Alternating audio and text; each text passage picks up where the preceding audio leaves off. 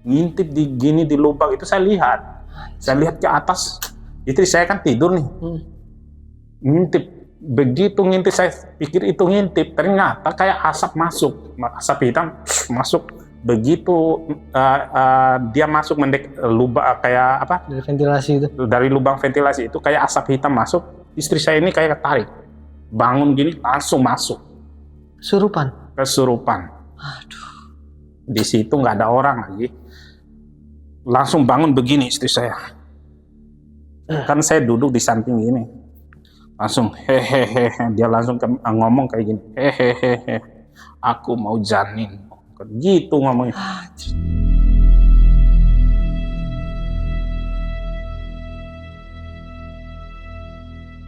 Pas saya lagi baring bersama suami saya, nah tiba-tiba si saya itu kayak orang kesurupan, kemasukan gitu.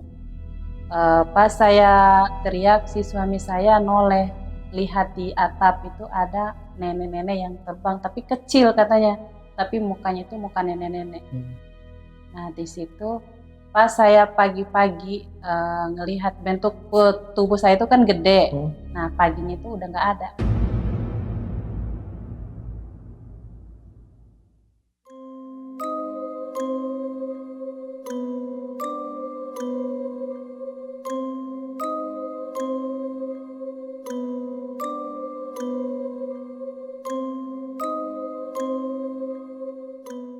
Halo Sobat Penatua, balik lagi bareng gue Refdi. Gimana nih kabar kalian semua? Semoga selalu diberikan kesehatan dan selalu dalam lindungan Tuhan Yang Maha Esa. Dan pada kesempatan kali ini Sob, gue udah bersama seorang narasumber yang akan berbagi pengalaman mistisnya kepada kita semua. Dan narasumber gue kali ini berprofesi sebagai penjaga di salah satu sekolah yang berada di daerah Jakarta Selatan. Sekolah tersebut terkenal akan keangkerannya. Beliau tinggal di sana bersama sang istri. Penasaran sama hal apa aja yang beliau alami? Kita sapa dulu aja narasumber di sebelah gue ini. Halo Pak Ahmad. Iya. Makasih banyak ya Pak ya udah mau nyempatin waktu buat datang lagi ke channel Penatua ya Pak ya. Saya juga terima kasih udah diundang, bisa silaturahmi lagi kita nih.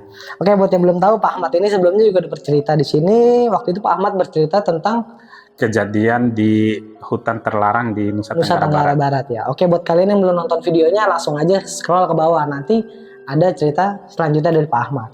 Oke Pak Ahmad, pada kesempatan kali ini nih Pak Ahmad kan mau bercerita tentang pengalaman Pak Ahmad selama menjaga ya, jatuhnya kerja di sebuah sekolahan dan tidur di saya, ibarat tinggal di sana ya. Iya betul. Saya ini pengalaman ceritanya di COVID 2019 itu saat di sekolah saya sampai kehilangan janin. Istri saya ini kehilangan janin. Itu kalau boleh tahu waktu kehilangan janin usia kandungan berapa bulan? Sekitar 6 bulan. 6 bulan. Iya. Oke, nanti juga kalau memang diizinkan kita minta konfirmasi dari istrinya Pak Ahmad ya. Iya. Untuk mengenai kejadian ini ya. Ya biar penonton juga pada percaya, pada tahu ya. Iya, siap. Oke Pak Ahmad, ditahan dulu untuk cerita lengkapnya ya. Oke nih Sob, sebelum kita masuk ke ceritanya, gue mau menginformasikan buat kalian semua nih yang memiliki pengalaman mistis, baik itu pendakian gunung, urban legend atau apapun itu, dan ingin menjadi narasumber seperti Pak Ahmad, kalian bisa banget nih langsung DM ke Instagramnya Penatua, yaitu di penatua.official, atau kalian bisa kirim via email. Untuk mempermudah nanti linknya gue taruh di kolom deskripsi. Gue rasa cukup, nggak usah berlama-lama lagi, langsung aja kita gaskan ke ceritanya.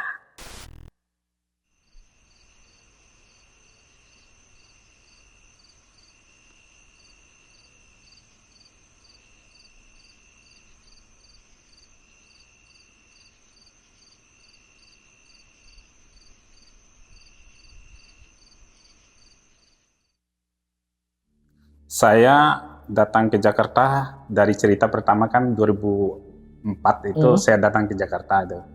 Saya datang ke Jakarta, tinggal di Mampang itu bersama uak saya di sekolah itu. Nah, terus setelah itu singkat cerita saya menikah. Setelah menikah saya tinggal di Cilengsi, daerah Cilengsi. Memang sebelumnya di tempat itu, uak saya itu secara yang diceritakan uak saya ke saya itu pernah di situ tuh ada yang jagain motor, itu berwujudan laki-laki besar yang suka jaga motor di situ. Oh, makhluk. Makhluk, iya. Oke. Nah, itu yang saya cerita, banyak cerita dari gua saya, cuman saya nggak bisa jelasin terlalu ini. Terus inti ke cerita saya aja, terus saya tinggal di Cilengsi sama istri. Tinggal di Cilengsi sama istri, terus saya sambil kerja. Nah, kejadian sebelum kejadian ini dulu, ini dialami oleh teman saya, teman guru saya. Sekali waktu, saya nggak terlalu jelas sih kapan, tanggal berapanya, itu bulan berapa ya. Sekali waktu ini teman saya ada 2 orang perempuan, ibu-ibu, lembur dengan saya di sekolah itu. Sekitar jam 8-9 malam, saya itu dapat telepon dari istri kalau nenek mertua saya itu meninggal. Dan saya harus izin pulang. Tapi sebelum saya pulang karena saya harus beres-beres. Ternyata saat saya beres-beres itu ada telepon dari teman saya ini, yang perempuan ini. Suaminya, telepon ke situ. Dari si suaminya ini telepon istrinya, ke nomor istrinya. Diangkat sama istrinya ini, speaker itu terus ngomong, "Kamu siapa? Telepon saya," kata istrinya, nomor suaminya ini yang masuk. "Ini saya, si Tawi yang punya tempat di sini," katanya. Hahaha, ketawa itu. Jadi bukan suaminya yang nelfon? Bukan suaminya. Akhirnya dimatiin lagi. Kita udah panikan kan. Katanya ada di sekitar situ dia, di sekitar kita duduk itu. Tapi nggak lihat ya. Kita udah langsung rapi-rapi semua nih. Saya kebetulan mau pulang. Yang lain jadi ngikut semua. Jadi mau ikut semua sebentar karena suami yang telepon tadi karena ya merasa ini dengan siapa istri saya yang ngangkat nomor HP-nya kan gitu. Datang ke situ. Siapa? Datang. Akhirnya konfirmasi lah. Tadi saya ditelepon sama orang ketiga ini yang ngakunya namanya Tawi, yang tempat tinggalnya di sekolah ini. Awalnya curiga ini suaminya. Akhirnya setelah konfirmasi, udah pulang lah. Itu salah satu kejadiannya. Nah, terus saya ngalamin juga. Saya itu sering lembur. Posisi tempat saya itu ada 2 komputer saya. Di depan sini 1, di belakang 1. Karena malam itu saya pakai komputer yang belakang. Pakai ngetik malam-malam sekitar udah mulai agak tengah malam, jam 11 atau jam 12 malam saya masih lembur karena kejar waktu kerjaan kan. Komputer depan itu mati, posisi saya lagi fokus di isi data segala macam itu. Tiba-tiba nyala putih layar di depan itu. Nyala putih, saya lihat ke depan, wah nyala putih. Awalnya masih ini, kok bisa komputer nyala gitu awalnya, ya mungkin ada yang kayak senggol ini powernya mungkin gitu. Lanjut, lama-lama kok gerak ini bangkunya di depan komputer itu bergerak kiri kanan, muncul pelan-pelan bahu kiri kanan ini di atas si senderan meja ini kan, lihat ya, wah ini nggak benar. Saya nggak matiin komputer, nggak ini, langsung keluar aja, langsung pulang aja. Langsung ditinggalin kerja aja. Ruangan pun nggak saya kunci. Saya bilang ke penjaga itu, ruangan saya belum saya kunci ya, gitu. Padahal saya lihat itu. Udah kabur. Itu pada saat itu yang dilihat apa Pak? Sosok apa? Badan doang, badan sepotong, pakai baju kayak kemeja putih gitu. Duduk senderan gini di depan komputer saya. Komputer yang saya nggak pakai. Nah, akhirnya pulanglah saya langsung berangkat ke Cilengsi. Nah, ini masuk ke poin di saat COVID kemarin nih. Di COVID itu bulan Maret itu kan semua itu COVID itu mulai bulan Maret, semua siswa itu disuruh dari rumah semua sama guru-gurunya, nggak boleh keluar rumah. Sedangkan saya wajib tetap masuk untuk melaporkan dari kondisi kesehatan siswa, kondisi kesehatan guru, terus laporan hasil PJJ pelajaran jarak jauh itu harus tetap kirim. Bolak-balik saya sendirian dari Cilengsi. Ya namanya ini ya kerjaan ya, tetap jalanin. Di situ yang tinggal itu hanya penjaga.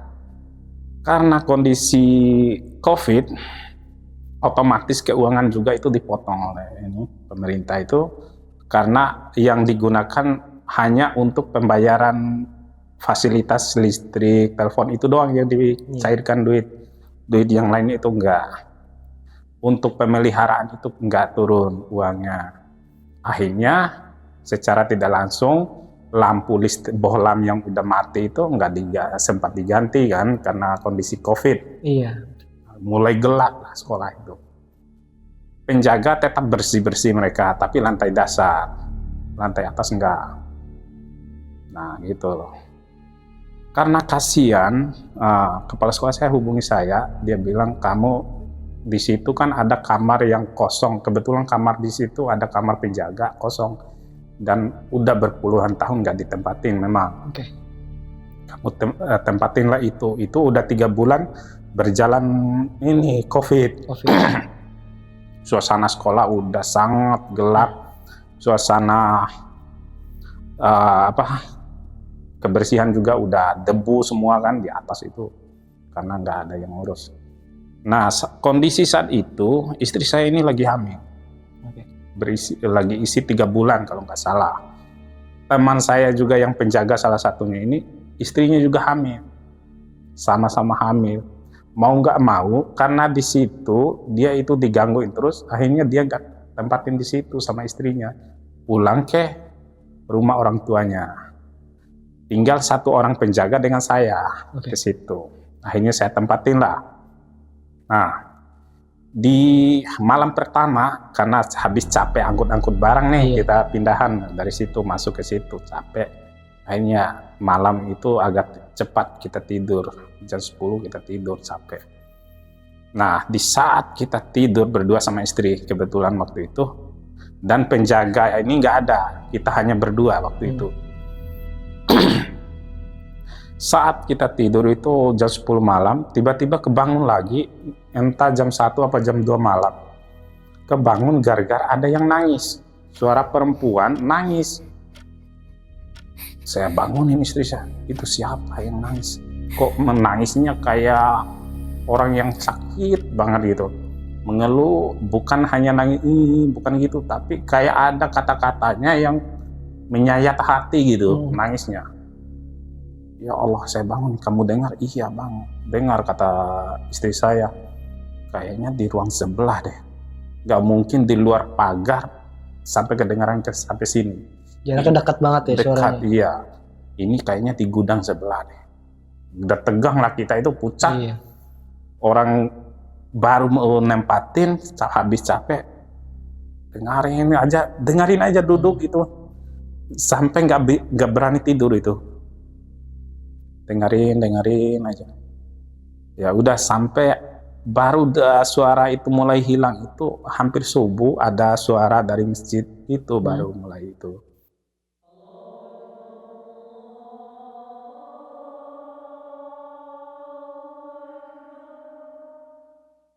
Itu hari pertama. Itu lumayan lama juga Pak ya? Lama saya sih bukan masalah saya nggak takut sih takut, tapi nggak terlalu sebenarnya. Cuman istri saya juga kan kondisi lagi hamil tuh. Awalnya saya nggak apa-apa, terus malam berikutnya saya nggak besoknya kayaknya.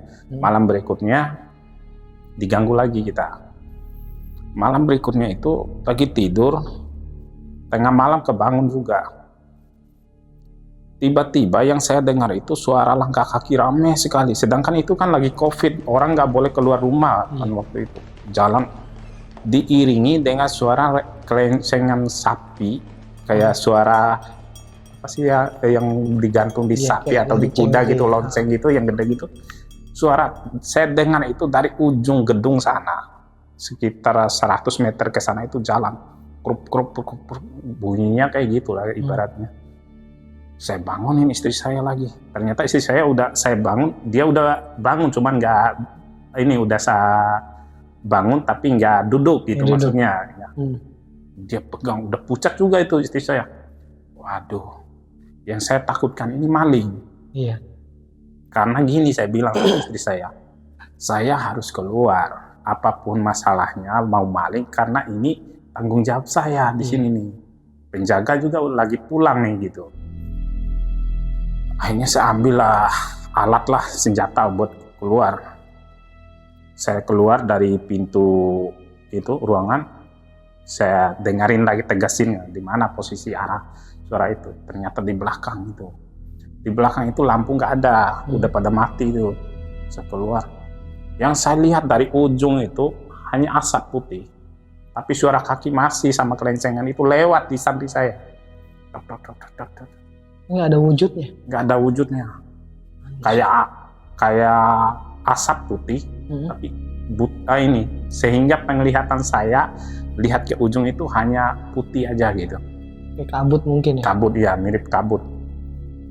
Nah, kayak gitu kejadian malam itu. Oke. Saya sampai pucat, masuk lagi saya.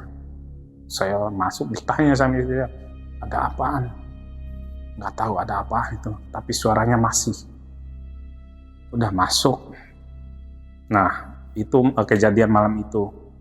Terus malam itu kita sambil setel di YouTube itu, setel murotal, itu ruqyah ayat ruqyah gitu, ini sambil tidur. Bisa tidur sih, kita nggak terlalu ini pengaruh. Nah, malam berikutnya pun masih suara-suara yang aneh. Kayak di lapangan itu kayak orang upacara ada suara-suara kayak gitu, suara orang upacara.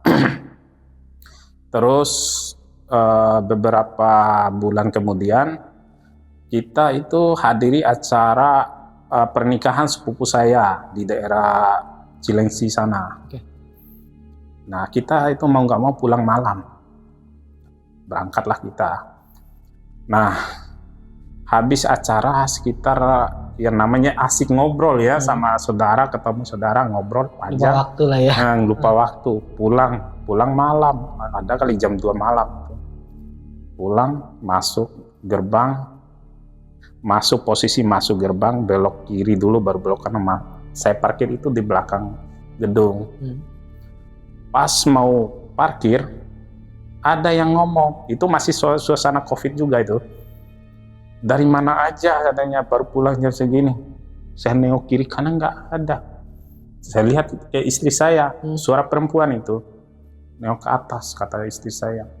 Ternyata ada perempuan, baju putih, tapi karena itu kan gelap. Jadi nggak kelihatan jelas wajahnya, tapi perempuan baru baju putih duduk di atas genteng. Waduh, masuk kata istri saya. Ditarik kunci baru nggak dikunci stang motor langsung kabur masuk. Sorry, ini kalau manusia kan nggak mungkin juga Pak ya? Nggak, iya pasti. Saya udah langsung nyadar itu karena posisinya duduk di atas genteng di dalam ruangan sekolah. Di dalam maksudnya di dalam lingkungan sekolah. Oke. Udah pasti bukan, karena duduk dan pakainya itu kayak pengantin yang panjang gitu, pakainya putih duduk gitu. Kayak kuntilanak mungkin ya? Kayaknya sih iya, kuntilanak. Tapi duduknya itu aneh, duduknya di gentengnya, bukan di temboknya. Di ujung genteng itu dia duduk. Yang logikanya kalau manusia duduk di ujung genteng pasti jatuh. Iya. Genteng nggak ada penopangnya di ujung soalnya. Iya, di genteng. Dan naiknya juga nggak bisa orang di situ. Posisinya nggak bisa dinaikin. Hanya masuklah. Nah, itu kejadiannya berikutnya. Terus beberapa saat ini kejadian siang hari. Saya itu mau pergi Jumatan. Pamit saya istri saya itu ada pakai batik itu setiap hari Kamis itu batik merah, terus Jumat pakai baju koko di tempat kerja. Nah, pergi Jumatan pamit sama istrinya baju koko itu berangkat. Nah, ini yang kejadian ini yang dialami istri saya lagi. Istri saya lagi hamil lagi itu. Begitu saya berangkat, istri saya kan di kamar itu ada yang getok pintu katanya. Ketok pintunya itu anehnya bukan kayak ketok kita itu kan di pintu tek gitu doang. Ini ketok pintu agak kencang. Kayak orang mau ngegedor mungkin ya. Terus ketok jendela juga, kaca itu tembok diketok itu. Begitu diketok itu, dibukalah sama istri saya. Dia lihat saya pakai seragam di hari Kamis, batik merah. Seragam batik? Batik merah. Anjir. Pak Ahmad waktu itu Jumatan kan? Jumatan, pergi Jumatan itu sholat Jumatan.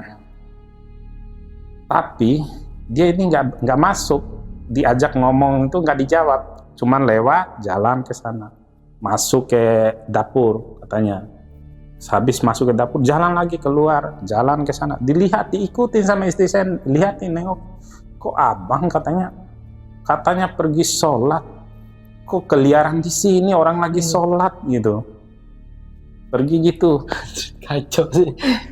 Itu wujudnya menyerupai saya itu. Nah itu kejadiannya. Begitu saya pulang sholat Jumat, lah tadi baju batik merah keliling, bukannya pergi sholat, ini balik lagi dari mana gitu, kata istri saya. Ya habis Jumatan, ini ada sejadah saya gitu. Lah ini kan dari pagi saya pakai baju koko, saya bilang. Hari ini kan jadwalnya memang baju koko, nggak mungkin saya pakai batik. Baru saya, astagfirullah, kata istri saya. Shock tuh. Shock, iya. Nah, gini saya bilang, sampai saya nasihatin istri.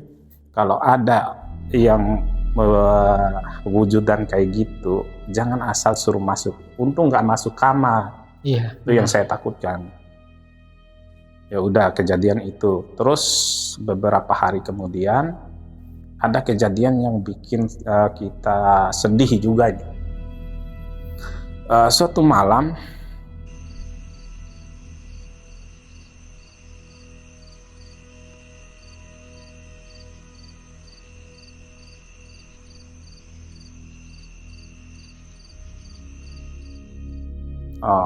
nggak tahu malam apa, lupa juga saya malamnya itu, namanya nggak ini ya, kejadian kan nggak direncanakan gitu, tiba-tiba terjadi.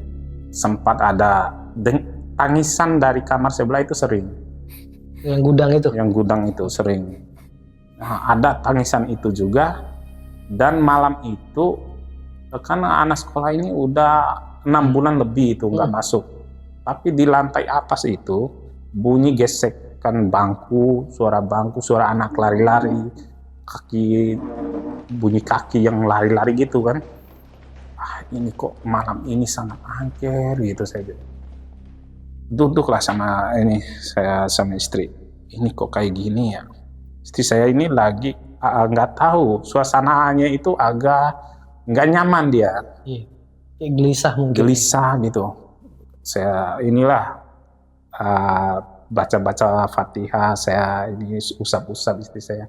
Kebetulan kan lagi hamil itu, kasihan juga. Nah, begitu malam, di lubang ventilasi itu agak tinggi. Tiba-tiba saat bunyi rame-rame di luar itu, padahal kan suasana COVID itu sepi. Di atas jendela itu ada lubang yang bisa kita lihat keluar. Muncul wajah nenek-nenek. Padahal tinggi jendela itu 3 meter lebih. Anjir. Muncul kepala di atas itu, ngintip kayak gitu. Seram, mukanya itu hitam. Nenek-nenek kayak nenek-nenek yang yang sering kena sinar matahari, orangnya hitam kurus gitu, matanya melotot, ngintip di lubang itu. Saya lihat ke atas, istri saya kan tidur nih, ngintip. Begitu ngintip, saya pikir itu ngintip, ternyata kayak asap hitam masuk. Begitu dia masuk lubang kayak apa? Dari ventilasi itu. Dari lubang ventilasi itu kayak asap hitam masuk. Istri saya ini kayak ketarik, bangun gini langsung masuk. Kesurupan. Aduh. Di situ nggak ada orang lagi. Langsung bangun begini istri saya. Kan saya duduk di samping gini. Langsung hehehe, dia langsung ngomong kayak gini. Hehehe, aku mau janin. Gitu ngomongnya. Saya kan shock juga itu, langsung baca-baca segala macam, saya doa segala macam, saya baca air gosip, pegang, tarik ibu jari kakinya itu saya pegang. Ternyata saya hanya bisa berusaha. Setelah itu istri saya pingsan. Habis saya ini entah bukan nggak tahu apa karena doa saya atau memang dia waktunya sadar atau nenek itu berhasil apa enggak, saya kurang tahu. Begitu saya obatin itu, saya baca-bacain itu, tidur lagi. Besok pagi perutnya ini kempes. Hah? Hilang. Kempes? Iya, langsung hilang. Anjir, itu posisi berarti udah berapa bulan, Pak? Lebih dari kan kita masuk situ 3 bulan sekitar. 3 bulan lebih, sekitar 6 bulanan. Tiba-tiba hilang? Hilang. Aduh.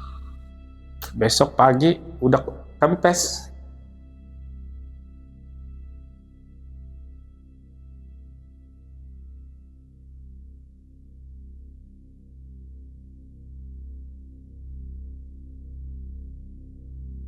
Oke, dan kali ini kita udah kedatangan istrinya dari Pak Ahmad, Ibu Yani ya, Kak Yani ya. Iya. Oke, Kak Yani, kita mengulas cerita dari apa yang tadi dibawain sama Pak Ahmad ya, tentang janin Kak Yani yang hilang.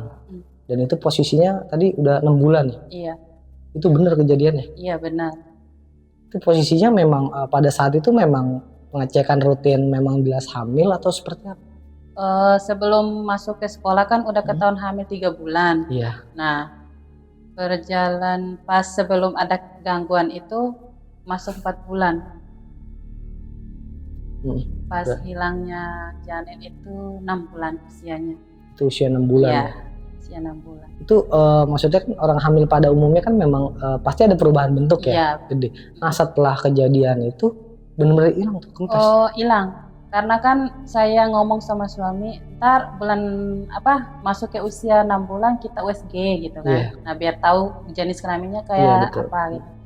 Nah, di situ pas saya lagi baring bersama suami saya, nah tiba-tiba si saya itu kayak orang kesurupan, kemasukan gitu. Pas saya teriak, si suami saya noleh, lihat di atap itu ada nenek-nenek yang terbang, tapi kecil katanya, tapi mukanya itu muka nenek-nenek. Nah, di situ pas saya pagi-pagi ngelihat bentuk tubuh saya itu kan gede. Nah, paginya itu udah nggak ada.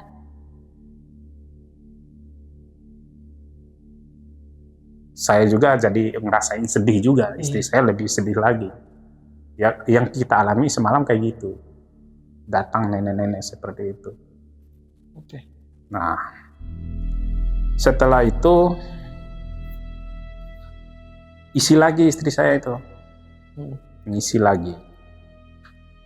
Terus datang dari sebelah ini, dia itu kalau malam itu nggak takut istri saya itu, karena itu toilet kita di luar kan, mau ke toilet segala macam itu dia selalu buka pintu, ada pocong berdiri di depan pintu.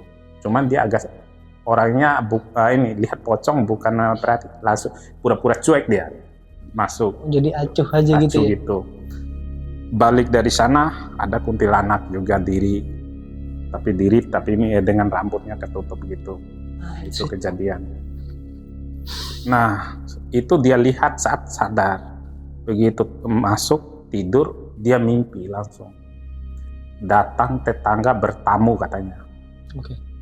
Nah, yang bertamu itu kuntilanak tadi, tapi dengan wujud manusianya.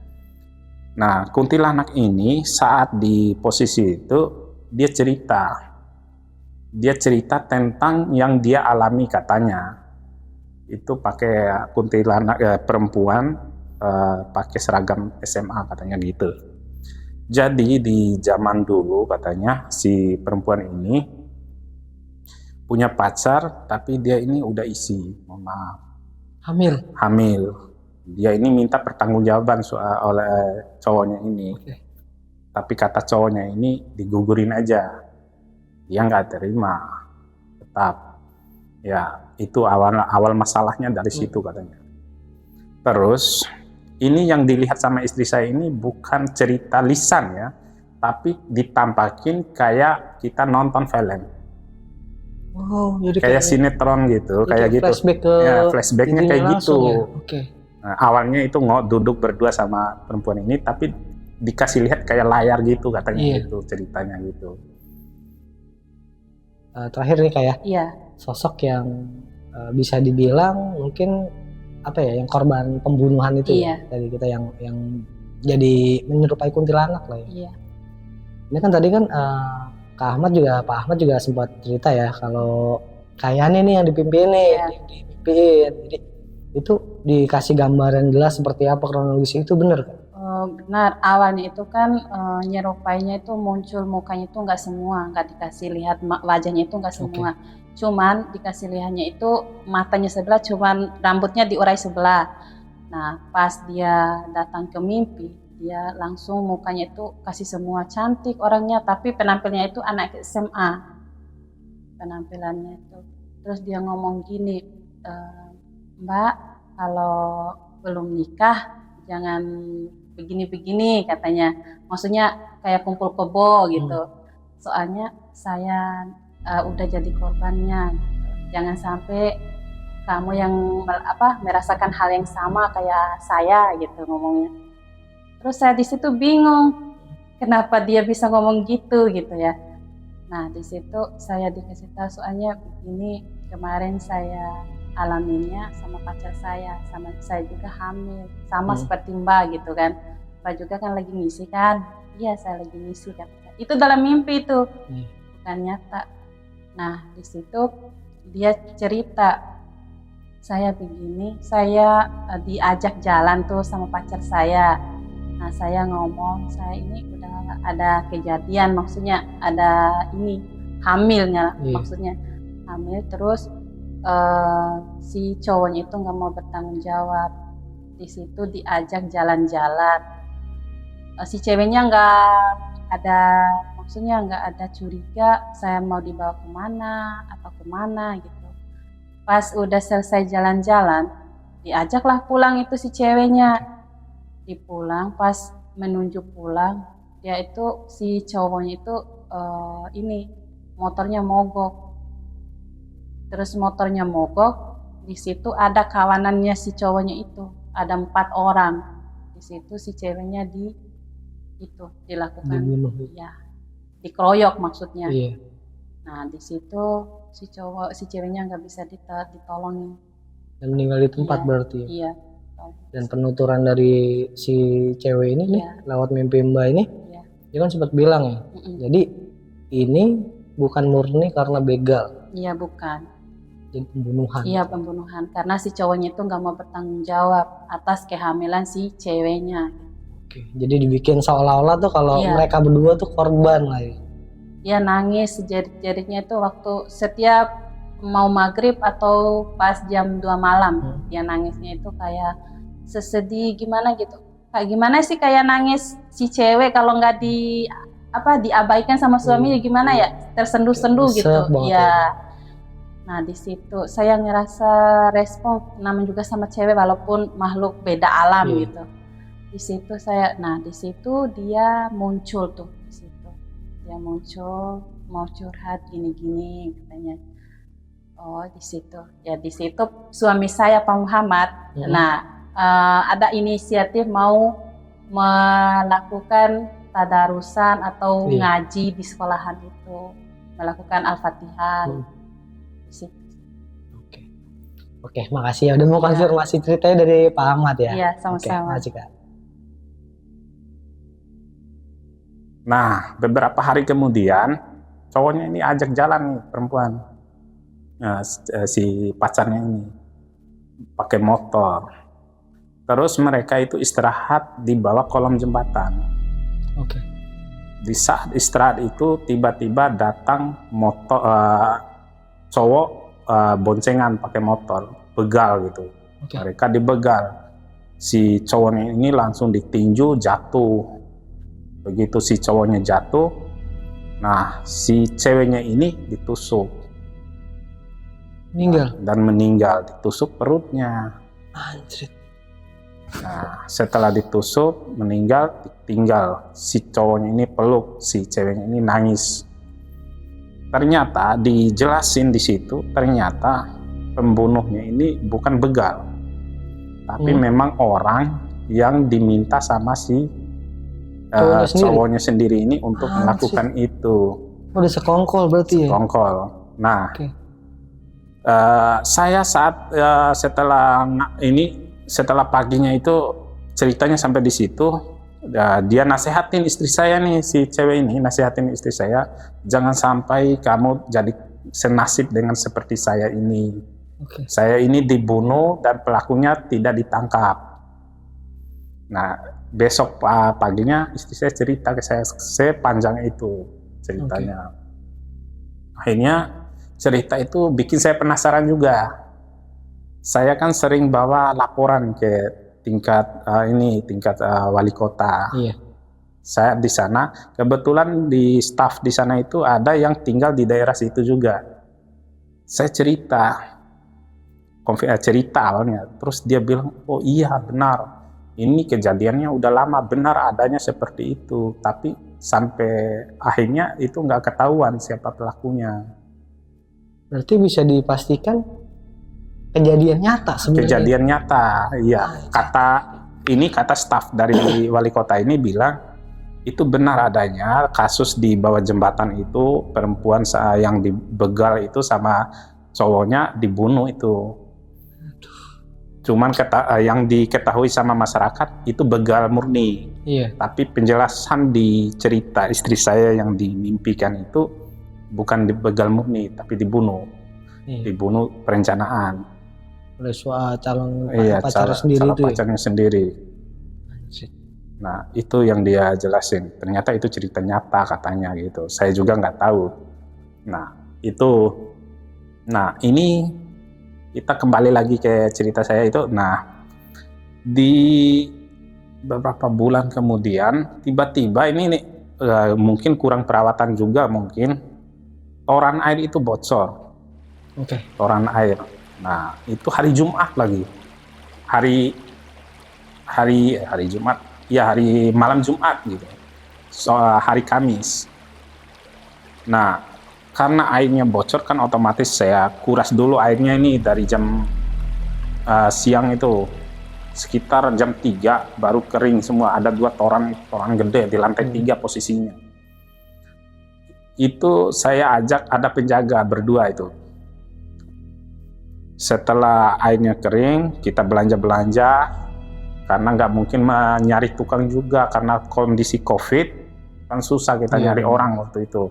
Akhirnya saya sendiri sanggupin karena saya butuh air di situ kan, tinggal di situ. Tinggal di situ Bapak ya. Iya, naiklah kita di atas. Itu jam 3 sore itu udah naik ke atas. Nah, si penjaga ini dia nggak berani di dalam. Saya ini berani masuk ke toran itu. Ke dalam torannya? Iya, toran itu dikeringin dulu, dilap bersih dulu, udah kering, terus saya lem dari dalam. Baru kelar 1 toran, tiba-tiba ada suara HP dia telepon. Ternyata mertuanya si penjaga ini di kampung meninggal. Mau nggak mau dia nggak bisa nungguin saya dong, pamit pulang. Ya udah nggak apa-apa pulang aja, ini kondisi darurat kan. Iya. Akhirnya saya lanjutin sendiri. Namanya kerja sendiri, nggak tahu saya nggak dengar suara apa-apa di dalam toran itu. Keluar udah maghrib. Gelap berarti? Udah gelap. Lampu udah mati semua kan, nggak ada lampu di atas. Turunlah saya, udah maghrib, sore itu capek, badan satu itu berat banget. Nah ini yang saya alami ini.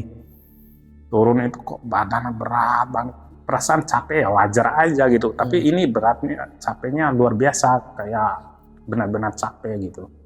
Turun habis maghrib, itu bahkan setelah selesai azan maghrib itu baru saya turun. Nah masuk ke kamar, mandi sebentar, masuk. Karena capek ya, habis si maghrib itu saya tidur. Nah ini kejadiannya yang saya alami yang parah lagi. Saat saya tidur biasalah gitu. Tiba-tiba saya itu kebangun, saya lagi berdiri di ruangan gelap. wah di mana ini? Saya lihat sekitar, karena kita itu pertama kali lihat gelap itu kan nggak bisa lihat wilayah sekitar. Saya perhatiin ada meja, ada wastafel segala. Oh ini kayaknya lagi ruang laboratorium lah. Kenapa saya ada di sini? Kan tadi tidur di kamar. Iya. Saya cari saklar, saya nyalain. Lah ini di lantai 2 awalnya. Udah saya tutup, matiin lampu, keluar, kunci pintu, keluar dari ruangan lantai 2 itu, lagi langkah keluar, tiba-tiba saya itu kayak ngantuk yang sangat ngantuknya, tidur langsung lupa saya itu, udah tidur. Bangun-bangun, tiba-tiba saya berdiri di dekat tempat penampungan sampah akhir, di belakang, gedung belakang, di lantai 1. Lagi berdiri di situ, lah kok saya ada di sini lagi? Tadi tidur di lantai 2 kan, tidur. Lagi berdiri tidur di lantai 2. Lah, kebetulan di situ itu ada sapu, di dekat tempat sampah itu ada sapu. Apa benar apa mimpi gitu? Pikiran saya begitu. Saya ambil sapu, geser, pindahin ke situ. Pindahinnya, karena sapu itu disenderin di tembok. Saya ambil sapu, taruh di situ. Setelah saya lepas sapu, ngantuk yang berlebihan lagi, tiba-tiba saya itu udah ada di lantai 3. Tapi di lantai 3 itu bukan di ruangan, tapi di luar ruangan. Di selasar itu. Kalau lihat ke bawah itu lapangan. Kayak di balkon lah ya. Balkon. Dirilah saya di situ. Lah, kok ada di sini lagi saya? Perasaan tadi tidur di belakang di tempat sampah. Lagi diri lihat lapangan, lah kok ada di lantai 3, saya gimana ceritanya ini? Saya nengok kayak gini, ada perempuan berdiri. Berdiri di, seandainya ini posisi saya, ini balkon itu, ini tangga pinggir, dia dirinya pas di pinggir tangga ini persis. Berdiri, cantik, perempuan itu cantik awalnya. Tapi begitu saya perhatiin senyum berubah senyumannya jadi pucat makin pucat, terus tiba-tiba ini darah mengalir kayak mancung gitu, penuh tubuh. Matanya jadi melotot gitu, kayak gitu. Saat darahnya udah mengalir penuh tubuhnya itu, dia lompat ke belakang ini, kayak salto ke belakang gitu, lompat dari lantai 3. Saya sampai hampir lari mau nangkap gitu. Udah, saya langsung kayak orang pingsan ya, kayak tidur lagi gitu. Begitu dia lompat, nggak sampai lihat sampai di bawah, saya langsung ketiduran lagi. Bangun-bangun, saya ada di toilet di lantai dasar lagi. Lucunya saya di toilet itu lagi duduk depan ember, depan air, udah telanjang. Kayak orang mau mandi? Kayak orang mau mandi. Saya sampai ngomong gini, ya mudah-mudahan saya mandi ini mengakhiri semua ini gitu. Selesai nih. Iya, saya ini rasanya capek banget, berat. Akhirnya mandi saya. Mandi. Begitu ya mandi biasa. Di situ pun nggak ada sabun, nggak ada handuk. Tapi asal basah aja supaya saya nggak capek lagi keliling-keliling kayak gini. Iya, biar sadar saya. Nah, setelah mandi itu saya pakai baju karena nggak ada handuk ya, baju ya sempat basah juga, rambut basah, celana juga basah. Saat di kamar mandi itu ketiduran lagi loh saya. Ini nggak logika juga, menurut saya pribadi pun nggak logika. Tiba-tiba saya di kamar lagi tidur, terus saya sadar gini, istri saya itu lagi nangis di pojok. Nangis? Iya, nangis. Saya bangun itu, saya nggak perhatiin istri saya lagi nangis aja gitu. Lah, apa benar tadi kejadiannya gitu? Saya cek baju ini basah. Basah. Baju celana basah, rambut basah, sampai bantal tempatnya ini basah. Anjir. Saya udah capek banget, lemah semangat. Istri saya nangis, saya cuekin di pojok itu. Nangisnya bukan tidur ya, di pojok tembok. Udah meringkuk gini nangis. Kayak ketakutan. Nah, besok pagi, ini singkat cerita, malam itu sampai besok pagi, saya kan sakit tuh. langsung sakit. Ditambah lagi istri saya ini minta pulang. Saya nggak mau tinggal di sini sama kamu, takut dibunuh katanya. Tadi kan Pak Ahmad juga sempat ceritain katanya Mbak Yani ini posisinya kayak orang yang sedang terancam gitu ya. Iya. Maksudnya kayak merengkul sambil nangis kan. Iya. Nah sedangkan Pak Ahmad pada saat itu cerita tadi lagi nggak sadar. Yang dia sadar itu dia naik ke lantai 3, ke lantai 2. Nah yang Mbak Yani alami ini sebenarnya Pak Ahmad lagi kenapa pada saat itu? Di posisi saya itu kan habis maghrib, dia kan dari lantai 3 Oke. perbaiki itu toran apa penampungan air. Iya. Nah di situ dia turun ke bawah, dia itu biasa-biasa aja, tapi pas mau masuk maghrib dia itu nggak tahu kemana. Saya juga bingung kemana ya. Pas lagi tidur bareng, kok tiba-tiba dia nggak ada. Nah, dia tiba-tiba dia kayak kebingungan sendiri di saat itu. Kurang tahu juga saya kemasukan kerasukan atau nggak tahu juga. Nah, di situ dia mondar-mandir. Akhirnya saya yang ketakutan sendiri. Itu tiba-tiba dia ke sono kemari itu nggak jelas tempatnya. Habis itu saya tanya, kamu kenapa? Dia nggak jawab, cuma matanya merah, kayak melotot, kayak mau apa ya, seolah-olah mau ngebunuh saya gitu. Jadi kayak ngerasa terancam ya. Di situ saya ketakutan, terus saya di pojok nangis karena nggak ada orang gitu kan. Saya mau minta pertolongan ke siapa, saya nggak tahu, karena kan berdua sama suami di sekolah itu. Ya berarti memang benar kejadian itu ya. Ternyata saya malam itu mata saya itu kayak isi darah, merahnya isi darah. Bangun katanya, jalan keluar, ditegur sama istri saya, melotot aja. Jangan ganggu saya kamu, nanti saya akan bunuh. Gitu bahasa saya katanya sama istri saya. Malam itu. Jalan, saya katanya jalan sama istri saya. Naik ke atas, lantai 3, kemana-mana itu semalaman penuh itu saya keliling katanya, kata istri saya. Istri saya itu melihat di situ itu bukan hanya saya, yang iringin jalan saya itu banyak katanya.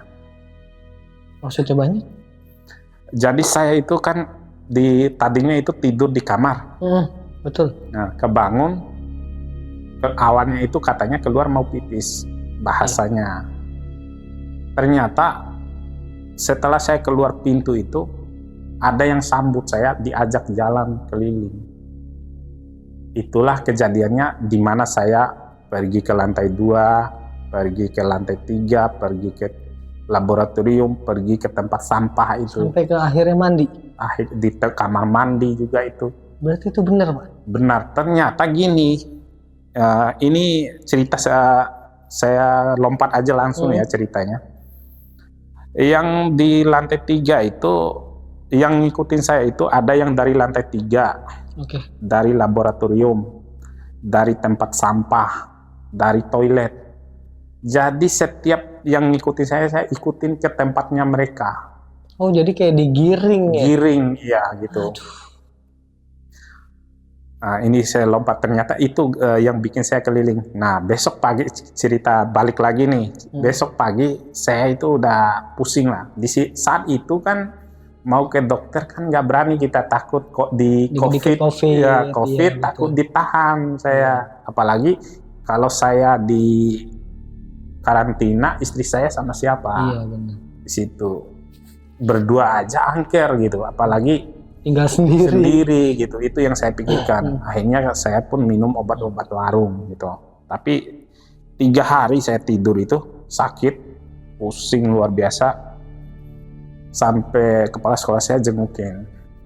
Saya laporan kan, karena nggak bisa ini bikin laporan, datang lah. Akhirnya kepala sekolah saya bawa orang pintar.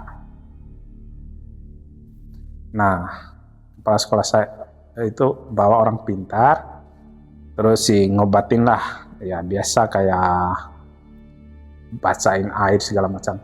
Begitu masuk di ruangan saya, itu orang pintar itu kaget dia, astagfirullahaladzim gitu, kayak orang kaget gitu. Ya saya intinya nggak lihat juga sih saya waktu itu.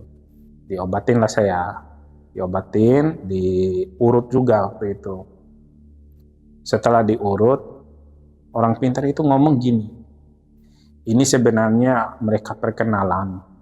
Mereka terusiknya itu gara-gara saya naik di toran itu tanpa izin-izin. Oh, Di lantai 3. Nah, yang rajanya di situ itu istilahnya ya, yang kepala dari lingkungan itu tuh ada di toran itu. Oh, oke. Ya, merasa terganggu mereka. Akhirnya sebagai imbalannya mereka minta dibacain Fatihah. Gitu ceritanya. Nah, itu kejadiannya yang paling ini seram di situ. Nah, setelah itu sebenarnya banyak juga yang kita alami setelahnya. Setelah itu kan saya 3 hari sakit, sehat kembali. Nah, setelah itu ada teman saya ini cerita dari teman saya. Teman saya itu punya channel juga, bikin-bikin foto video. Oh, vlogger lah ya. Vlogger. Nah, bikin foto video, dia foto-foto di situ. Tapi karena sukanya kita zaman sekarang kan foto itu dibikin status. Iya, betul. Habis foto malam-malam dia pasang status. Dia nggak tahu ada yang ketangkap di kameranya.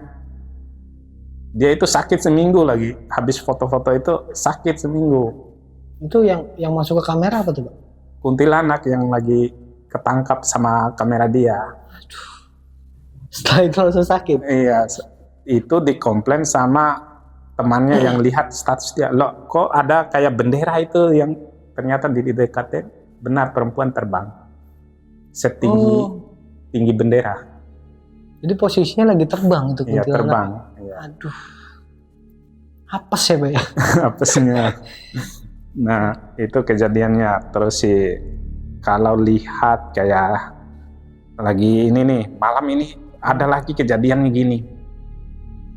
Ya, kejadian tadi saya sakit udah selesai ya. Iya. Nah, kejadian lagi malam-malam, suasana sepi, sunyi gitu.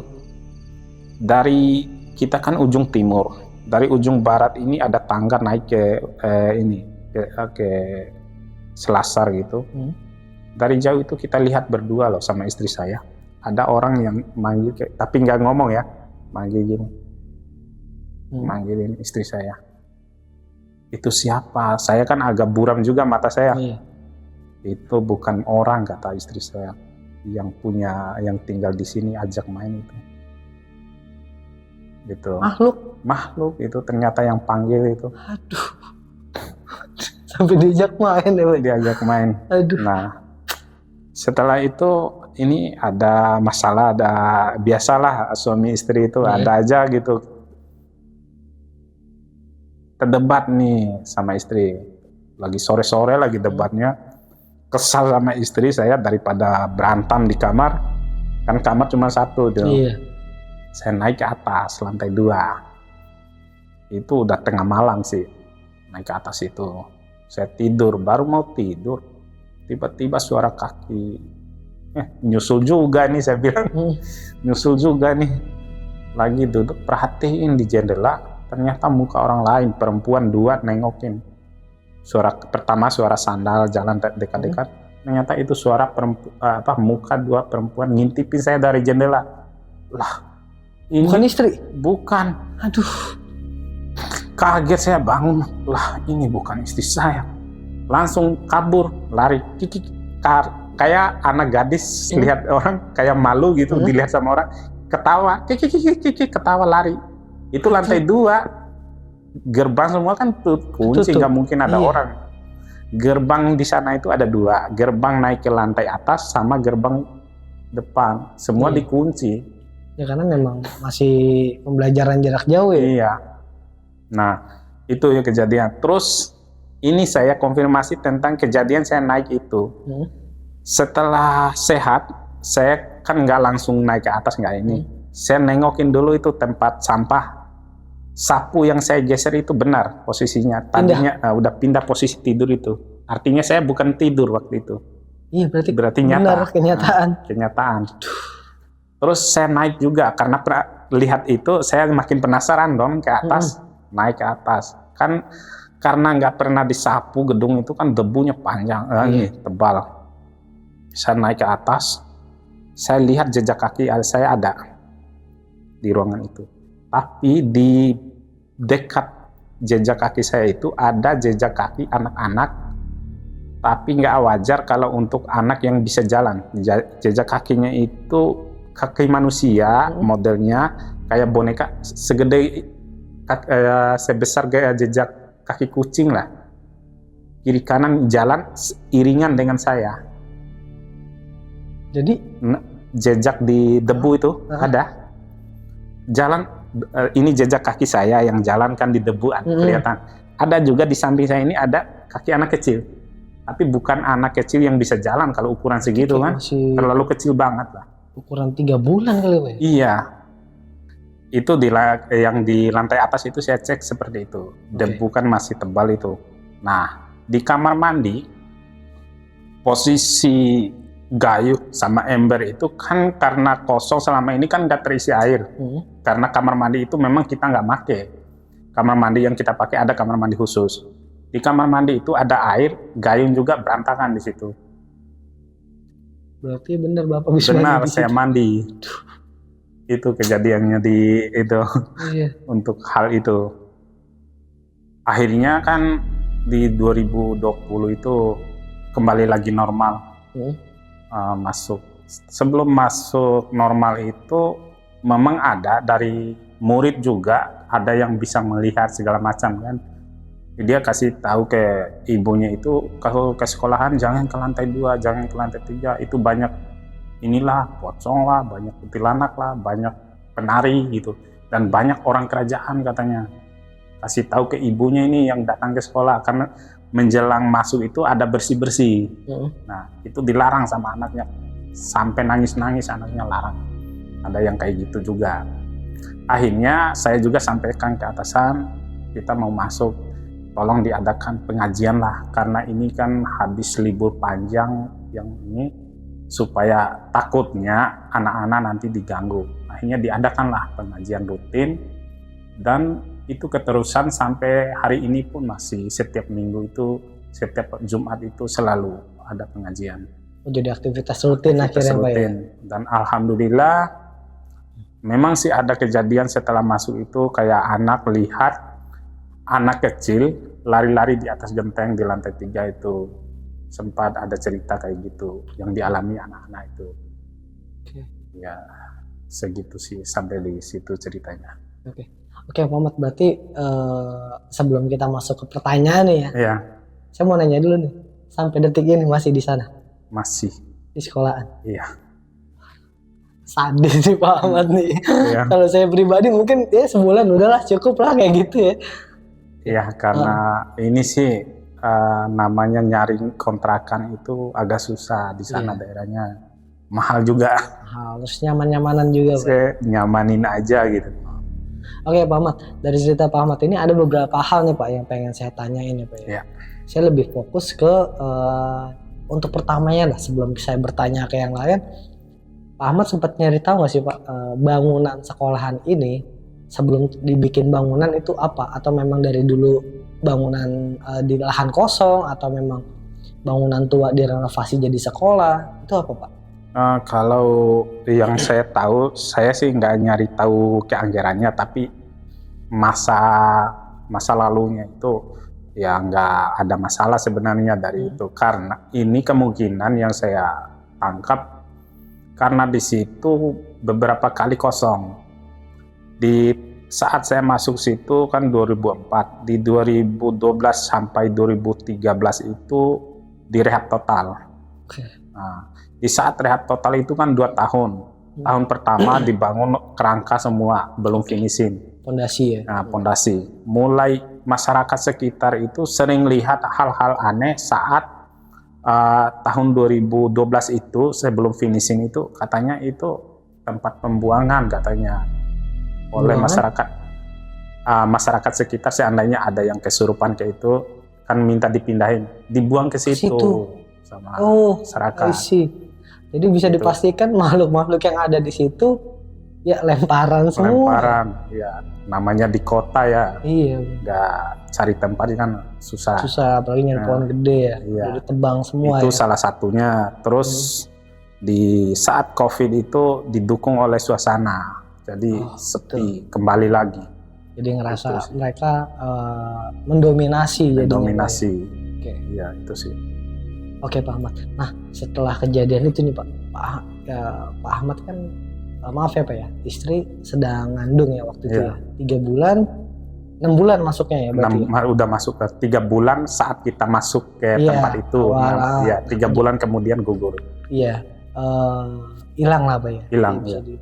Nah sempat periksa ke dokter nggak sih Pak? Ada, maksudnya dari kacamata medis nih, atau memang kejadian seperti itu tuh udah biasa terjadi, atau memang nih bisa dipastiin karena dari si sosok goib itu Pak? Gini, kita kan awalnya kan tinggal di Cilengsi, Mas. Cilengsi itu dicek di dokter, kandungan itu ada. Oke. Nah, kita tinggal di situ karena suasana COVID kan kita nggak mungkin agak jaga jarak dengan dokter juga segala macam kan, apalagi hamil. Iya. Nah, setelah hilang itu sempat kita ke dokter. Nah, dicek itu katanya nggak hamil gitu bahasanya. Nggak hamil. Iya. Nah, setiap perawatan kan, maksudnya kalau orang hamil kan dia setiap bulan tuh pengecekan ya, Iya. kontrol rutin Iya, lah ya. rutin. Nah itu kan pasti ada bukunya tuh Pak ya. Iya. Nah, Bapak sempat ngajuin bukunya ke dokter itu. Ini Pak, ini sebelumnya ada. Gini, waktu ke dokter itu kan di Mampang itu, kita nggak bawa buku juga waktu itu, hanya ngecek aja gitu. Setelah tahu nggak ada ya abaikan aja, buku juga nggak terlalu di ini lagi. Nah faktanya memang udah Iya, seperti itu. sama ini juga sih kecewanya, sakit hati sebenarnya kita kehilangan kan. Iya benar. Ya itu sih. Nah sempat nyari tahu Pak, maksudnya kan sempat Pak Ahmad kan sempat diobatin tuh pada saat yang sakit dari toron itu ya. Iya. Sempat ada pertanyaan nggak Pak ke orang pinter ini? Maksudnya dari kandungan istrinya Pak Ahmad ini sampai nggak ada ini ulahnya siapa nih? Oh, enggak nanya kayak hal itu. Ya, justru bukan gitu ya. Kita nggak ke situ. Hanya fokus ke sakit itu doang. Karena memang posisinya lagi ngalami sakit juga. Iya. Pak, ya? Oke. Nah, itu sosok nenek-nenek itu yang Pak Ahmad ngelihat dia ngintip di ventilasi sampai akhirnya ngambil janin ya. Itu setelah kejadian itu tuh Pak Ahmad masih nemuin nggak? Atau memang pada saat itu doang? Hanya saat itu. Berarti Hanya memang, saat itu yang saya lihat nenek itu, dan nggak kenal saya, dan baru lihat hanya itu dan sekalinya itu aja. dan sampai detik ini pun Pak Ahmad di sana nggak pernah Iya, lihat. tapi ingat wajahnya sampai sekarang saya ingat saking ininya saya sama nenek itu. Kayak Dendam saya sama nenek itu. bener ya. Oke lah, walaupun udah beda alam, cuman kalau caranya kayak gitu orang pasti sakit hati lah Pak. Iya. Ya, kita doain juga nih ya, semoga calon bayinya Pak Ahmad ini dapat tempat yang layak di sisi Allah Subhanahu wa Ta'ala ya. Oke Pak Ahmad. Nah, balik lagi ke pertanyaan yang dimana Pak Ahmad lagi lembur ya Pak ya, masuk awal ya Pak ya. Lembur sama 2 orang rekan juga yang ada di situ, yang ibu-ibu. Nah itu kan sempat ditelepon tuh sama siapa tadi namanya? Suaminya. Tawi ya? Iya, yang ngaku ya namanya itu Tawi gitu. Tawi ya? Orang yang nangkap telepon itu. Sempat ada pertanyaan nggak Pak? Sempat, atau Bapak sempat nanya ke warga sekitar atau ke penjaga terdahulu, Tawi ini siapa? Oh ya gini, kalau nanya ada nanya, cuman kalau orang yang namanya Tawi nggak ada, tapi yang ngaku namanya Tawi itu ada. Karena gini, sebelum kejadian itu ada atasan saya sempat dimintain kopi hitam juga. Ya, dia itu tinggal di situ, memang udah dari gedung lama udah di situ. Nah, ada cerita lucunya ini. Atasan saya kan suka setiap malam Jumat itu dimintain kopi hitam sama si Tawi ini, makhluk itu. Tapi yang nyiapin kopi ini penjaga saya yang dulu, bukan yang sekarang. Di kopinya itu ditaruh di dekat kamar mandi gitu. Sering berkurang itu. Dari kopi seandainya setengah gelas, nantinya itu 1/4-nya. Signifikan dong berarti? Ya, kurang. Ya, ada jejaknya kan. Sering kurang. Karena si penjagaan ini agak kesal juga. Di kopi hitamnya itu dimasukin garam. Dimasukin garam. Malam itu dimasukin garam, saat dia tidur ditempeleng sama orang besar hitam katanya. Sampai mukanya itu kayak orang stroke, bengkok. menyong gitu. Oh, minyon ya. Iya, itu yang dialami penjaga saya itu. Kelewatan jahilnya sih Pak. Iya. Makhluk bisa dikerjain juga ya Pak ya. Ditempelin gitu. Iya. Nah tapi pada akhirnya sembuh tuh akhirnya penjaga itu. Iya, sembuh. Lama-lama nggak tahu diobatin gimana, saya nggak terlalu ini, udah sembuh sih. Dan akhirnya masih stay di situ juga. Itu udah pensiun kan. Pensiun langsung ya. Setelah kejadian itu. Beberapa Waktu ya. iya. Oh oke, jadi nggak langsung ya. Iya, nggak langsung. Oke. Sama ini Pak Ahmad, sosok yang ini sih saya lebih konsen ke sosok yang di atas genteng nih ya. Yang Perempuan di atasnya. iya, yang perempuan di atas genteng yang dimana Pak Ahmad pada waktu itu tuh tadi cerita balik kondangan ya. Iya, balik acara undangan. Iya, balik acara undangan ditegur karena pulang Iya. malam-malam. Iya, Nah, yang kemana jadi aja. pertanyaan saya gini, Pak. Seprotek itu kah makhluk sama keluarga Pak Ahmad? Sampai pulang malam aja ditegur gitu. Iya, kita juga kaget kok. Ada yang negur, orang dari mana? Orang dengan masyarakat aja saat itu lagi jaga jarak. Iya, benar. Tiba-tiba tengah malam ada perempuan negur, dari mana aja? Gitu. Saya nengok kiri kanan, nggak lihat kan istri saya di belakang. Terus saya lihat ke wajah istri saya, digituin. Saya nengok, lihat saya juga. Lihat. Perempuan duduk di atas, ayo ditarik tangannya lari. Cabut kunci motor langsung lari. Masuk dalam. Itu maksudnya istri saya aja mungkin gak seprotek gitu Pak ya. Ini overprotected sih Pak kalau menurut saya Pak ya. Iya. Berlebihan dia ya. Oke Pak Ahmad, makasih banyak ya udah bercerita Iya, lagi ke sama-sama. Penatua ya. Oke, sekian untuk video kali ini. Ambil sisi positifnya dan buang jauh-jauh sisi negatifnya. Dan lagi-lagi juga gue mau mengingatkan nih bahwa keberadaan kita di sini tidak ada maksud sama sekali untuk menakut-nakuti. Kita hanya berbagi pengalaman dari apa yang pernah dialami langsung oleh narasumber kita. Dari kata gue Refdi dari Penatua dan Pak Muhammad pamit undur diri. Wassalamualaikum warahmatullahi wabarakatuh. Waalaikumsalam warahmatullahi wabarakatuh.